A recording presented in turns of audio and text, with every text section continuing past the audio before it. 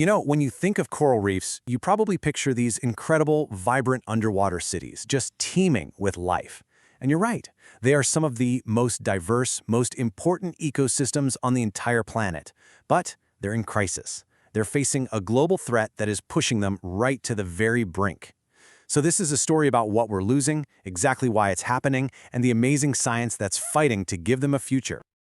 To really wrap our heads around this, let's just dive right in, literally. We're going to one of the most critical marine environments in the world, the Philippines. And this isn't just some beautiful vacation spot. It is the absolute heart of our planet's marine biodiversity. I mean, we're talking about the apex of the Coral Triangle. This place is a genuine explosion of life. It's almost hard to imagine how rich it is, home to more species of coral than anywhere else on Earth. It's the whole shebang. And all that incredible life isn't just for show. It's essential. The reefs here are so productive that they can generate over 40 metric tons of seafood every single year. For millions of people, that means food on the table, a steady income. It's a real pathway out of poverty.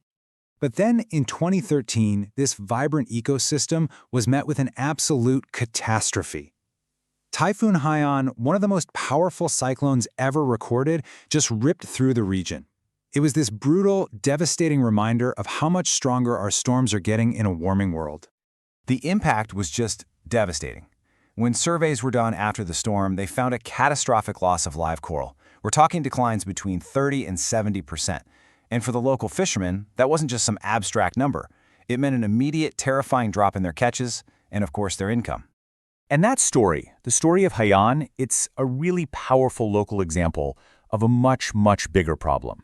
The threats that hit the Philippines are really just symptoms of a planetary illness that is attacking coral reefs all over the world. We're talking about coral bleaching.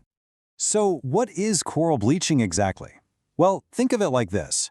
Corals have this amazing partnership with tiny algae that live right inside their tissues.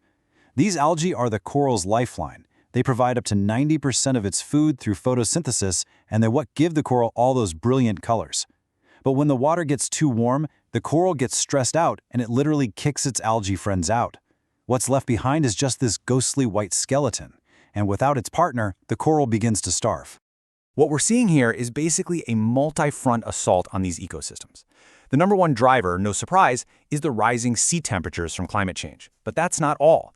The ocean is also soaking up more CO2 from the air, which makes the water more acidic and makes it harder for corals to even build their skeletons. Then you add in the pure physical damage from stronger storms, plus local pollution, and you've got a perfect storm of threats. This is so much more than just an ecological problem. When a reef dies, when it goes silent, it creates these profound ripples that are felt directly in our communities and, you guessed it, in our wallets. This chart right here shows you that connection perfectly. Take a look at the trend line for the Philippines. For decades now, the amount of wild-caught fish available for each person has been going down and down and down. The link is really simple. Healthier reefs mean more fish. Degraded reefs mean less food on the table. It's that direct. And the impacts, they go way beyond just fishing. Healthy reefs act as these natural seawalls, protecting coastlines from storm surges. Around 275 million people around the world depend directly on them for food. And for a lot of countries, they are the absolute backbone of the economy. I mean, just look at Australia's Great Barrier Reef. It brings in over $5 billion a year and supports tens of thousands of jobs, mostly in tourism. Okay, so the picture is pretty grim. I get it. But this is not a eulogy. The story does not end here. Let's turn to the hope, to the innovation, where scientists and conservationists are really fighting back. The strategy to save our reefs has to be multi-layered, right? It all starts at the top. Global action on carbon emissions to tackle the root cause.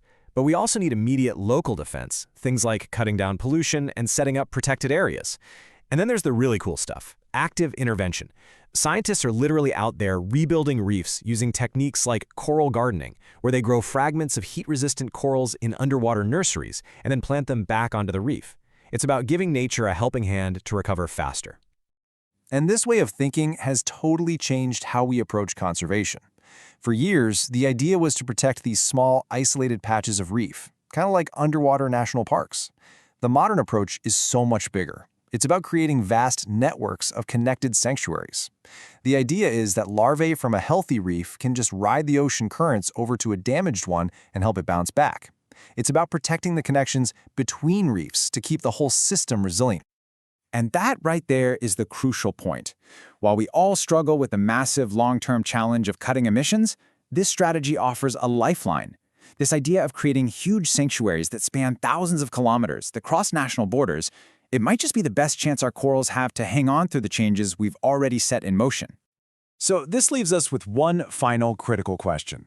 The science is showing us a way forward, a path to build resilience and buy us some precious time. But these solutions, from local reef restoration to these huge multinational sanctuaries, they all depend entirely on one thing: our ability to work together on a global scale. The future of our reefs, well, it's in our hands.